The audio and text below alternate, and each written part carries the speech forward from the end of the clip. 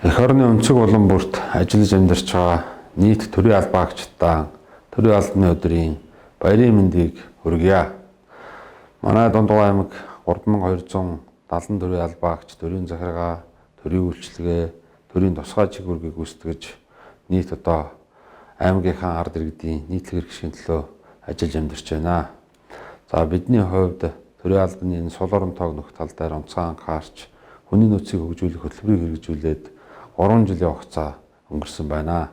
За энэ хугацаанд төрийн албанд дах хүний нөөцийн хангалт 64%-тай байсныг 78% хүргэж бас тодорхой хэмжээнд ахиж дэвшил гарлаа.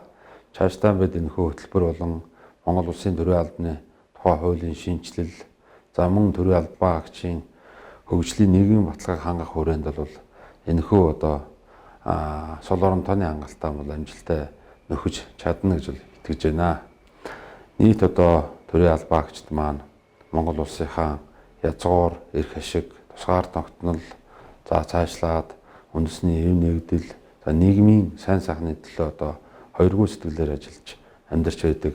Та бүхэндээ эрүүл аж аргал, сайн сайхныг хүсэж, за нийтээр дэндүүлэх энэ түүхэн үйл явдалд баярын өдөрт төрийн албаагчийн өдөр гэж бий болсонд талархалтай байна.